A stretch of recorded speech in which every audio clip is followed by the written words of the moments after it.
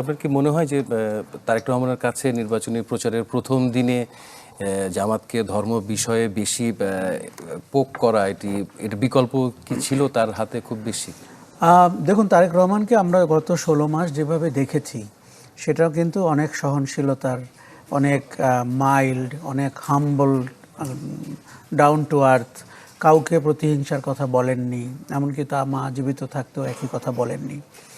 কিন্তু আমার মনে হয় যে জামাতে ইসলামী এবং তাদের জোটের সঙ্গীরা তাকে অনেকটা বাধ্য করেছে এই জায়গায় এসে কথা বলতে। এখন ভোটের মাঠে তো আপনি দেখেন জনসংখ্যা তো অনেক অশিক্ষিত, তাদের কাছে কিন্তু ধর্মের একটা প্রভাব রয়েছে। এখন কেউ যদি ধর্মের ব্যবহার করে আপনার ভোটটি নিতে চায় এবং আপনাকে অন্ধকারের একটি সময়ের দিকে ঠেলে দিতে চায়, একজন রাজনীতিবিদের কিন্তু দায়িত্ব রয়েছে। হ্যাঁ, ভাষার প্রয়োগ নিয়ে আমরা কথা বলতে পারি, কিন্তু এই ইস্যুটা যে তাকে অ্যাড্রেস করতে হতো সেটি আমি নিশ্চিত। কেননা দেখুন, বিএনপিকে বলতে হয়েছে কোরআন সুন্নাহ বিরোধী কোনো আইন করবে না। এই কথা কেন বলতে হয়েছে?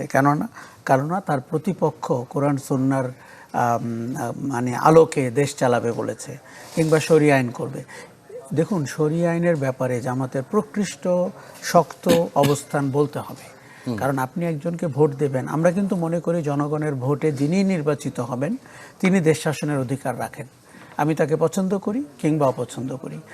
কাজেই তারেক রহমানকে আমার মনে হয় নির্বাচনের মাঠে উনি সুশীল সমাজ বা তার দলীয় নেতাদের সাথে কথা বলার সময় যে সংযম রক্ষা করেছেন, সেটি নির্বাচনের মাঠে তাকে রক্ষা করলে হয়তো হবে না।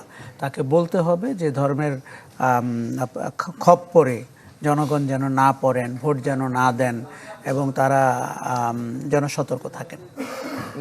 আবার দেখা গেছে তারেক রহমান তো বেশ কিছু ফ্যামিলি কার্ড, কৃষক কার্ড, এই কার্ডগুলোর কথাও বেশি করে বলছেন। আরও তার অনেক পরিকল্পনা আছে, কিন্তু কার্ড বিষয়টি অর্থাৎ ফ্যামিলি কার্ড, এই বিষয়টি উনি যখন ফোকাস করছেন তখন কিন্তু এর কাউন্টারও আসছে জামাত জোটের কাছ থেকে। আমরা আজকে নাহিদুল ইসলামকে বলতে দেখেছি যে এটি আসলে নির্বাচনী প্রলোভন, এটা দেওয়ার বাস্তবতা নেই। কিন্তু এই যে প্রতিশ্রুতি দেয়া হচ্ছে কিন্তু বাস্তবায়নের রূপরেখা কিন্তু খুব একটা পরিষ্কার করা হচ্ছে না প্রধান দুই দলের পক্ষ থেকেই।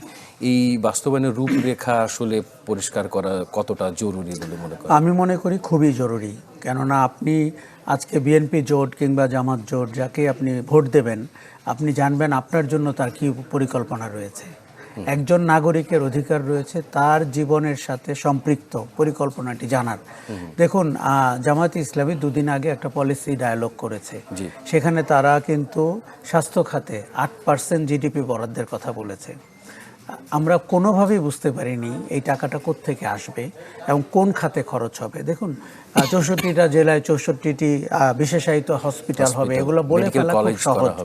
ওই জেলাগুলোতে যে হসপিটালগুলো রয়েছে সেগুলোর অবস্থা আপনি একবার দেখুন। সেখানে কি প্রশিক্ষিত ডাক্তার, টেকনিশিয়ান এরা রয়েছেন কিনা, নার্সরা রয়েছেন কিনা। ফলে আমরা দেখতে পাচ্ছি যে আপনার সাথে ঠিক চোখের দিকে তাকিয়ে প্রতিশ্রুতিটা দেওয়া হচ্ছে না, দেওয়া হচ্ছে অনেকটা রেটোরিক্সের মতো করে। একইভাবে বিএনপি ফ্যামিলি কার্ড, তারপর কৃষক কার্ড, এগুলোর কথা বলেছে।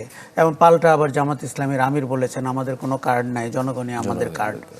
এই পাল্টাপাল্টির আমার ধারণা উত্তেজনাটা দ্রুত শেষ হওয়া দরকার, এবং তারপরে আপনাকে পরিকল্পনাটি শেয়ার করতে হবে। এবং যত খুব ভালো হয়, ধরেন বাংলাদেশের অর্থনীতি $1.5 ট্রিলিয়ন বা $460 বিলিয়ন আমরা বলি, এর ভেতরে আপনার পরিকল্পনা কি? শিক্ষা, স্বাস্থ্য, নাগরিক সেবা, আপনি কি করতে চান? এই যে রেমিটেন্স যোদ্ধারা আমাদের কাছে 30-32 বিলিয়ন পাঠায়, তাকে আপনি প্রশিক্ষণ দিয়ে সেটিকে 50-এ নিতে পারেন কিনা।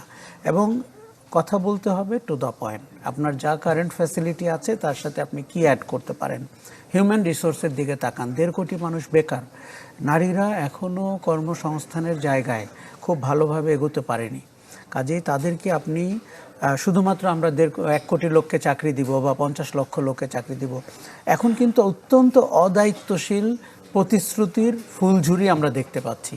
এবং এটি মানুষকে প্রতারিত করা, বিভ্রান্ত করা রাজনীতি বলে আমাদের কাছে মনে হয়। আমরা পরিবর্তিত বাংলাদেশে জুলাই আগস্টের পরে এর থেকে ভালো রাজনীতি প্রত্যাশা করি। কিন্তু বাংলাদেশের বাস্তবতায় আসলে প্রতিশ্রুতি তো ভোটাররা শুনতে চান, কি করতে চান। যদিও ধরেন যে একজন এমপির কাজ তো আইন বানানো, আসলে এলাকার পথঘাট সড়ক ব্যবস্থাপনা এসব ঠিক করা কতটুকু, কিংবা প্রতিশ্রুতিগুলো আসলে বাস্তবসম্মত কতটুকু হচ্ছে, এইটাই তো রাজনীতির মানে কিংবা প্রার্থীদেরকে একটু মাথায় রাখতেই হচ্ছে, মানে যেটা হয়তো তার করার কথা না সেই প্রতিশ্রুতিও তাকে দিতে হচ্ছে। আপনি একদমই রাইট। ধরেন কেউ যদি জানতো যে এমপি হওয়া, আইন প্রণেতা হওয়া, আমার ধারণা যে 2000 লোকের মধ্যে 200 লোক থাকতো, বাকিরা চলে যেত। তারা সবাই জানে তারা থোক বরাদ্দ পাবে, তারা এলাকার উন্নয়ন করবে, কিছুটা চুরিচামারি করার সুযোগ তৈরি হবে, এবং ভোটাররাও জানে যে তিনি তাদের কোনো না কোনো 2 নম্বরই কাজে সহযোগিতা করবেন, তদবিরে সহযোগিতা করবেন। ফলে একজন এমপির জীবন, তার বাসা এবং তার অফিসের যে কর্মকাণ্ড, সেটা আইন প্রণেতার জীবন না। এটি জেনেই প্রার্থীরা দাঁড়িয়েছেন, এটি জেনেই ভোটাররা ভোট দিবেন।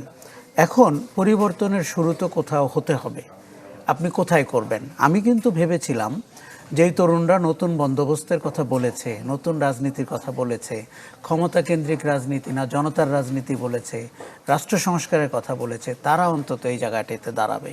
দুর্ভাগ্যজনকভাবে তারাও ভোটের রাজনীতিতে দাঁড়িয়েছে। হয়তো জামাতের জোটে গেছে, না হলে বিএনপির জোটে যেত।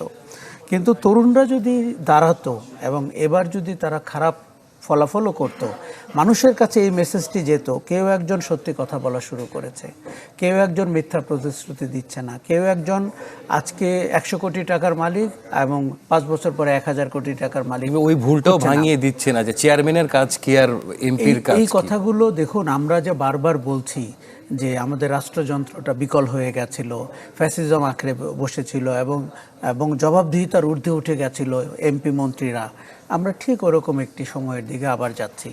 16 মাসের জন্য কোনো মানুষ যদি আজকে আপনার কাছে হতাশ হয় বা দুর্ভাগ্য মানে তার ক্ষোভ প্রকাশ করে, তাকে কোনো দোষ দেওয়া যাবে না। রাজনীতিবিদরা এই কাজটি করলেন না, যেটি জনগণের আশা আকাঙ্ক্ষা, যেটি জুলাইয়ের চেতনা, যে আপনি তাকে একটি সুন্দর শাসন উপহার দেবেন, একটি পরিবর্তিত রাজনীতি উপহার দেবেন, একটি নতুন বাংলাদেশ উপহার দেবেন।